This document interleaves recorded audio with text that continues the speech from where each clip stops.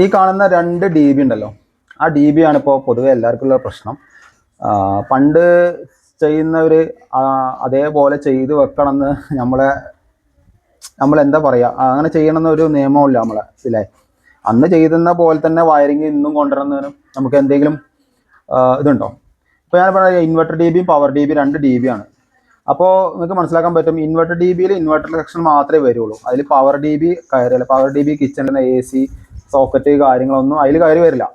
അപ്പോൾ കാണുന്ന ആ വൈറ്റ് ഐവറി പൈപ്പ് ഉണ്ടല്ലോ, ആ ഐവറി പൈപ്പ് ഇൻവെർട്ടറിലേക്ക് മാത്രം കൊണ്ടുവരുന്ന ഒരു വയറുകളാണ് ആ പൈപ്പ് കൂടി കയറി വരിക.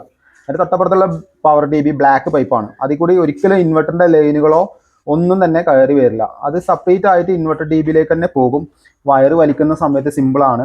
ഒരുപാട് കാര്യങ്ങൾ നമുക്ക് മാറ്റങ്ങൾ കൊണ്ടുവരണം. അല്ലാതെ എന്നും നിങ്ങൾ പഴയ ടെക്നോളജി പഴയ കാര്യങ്ങൾ വെച്ചിട്ട് വർക്ക് ചെയ്യാതിരിക്കാൻ ശ്രമിക്കുക. അപ്പോൾ എന്തായാലും ഈ ഇൻവെർട്ടർ dBയും പവർ dBയും എന്താണ് എന്ന് മനസ്സിലാക്കിയിട്ട് എല്ലാവരും കമൻറ്റ് ചെയ്യുക.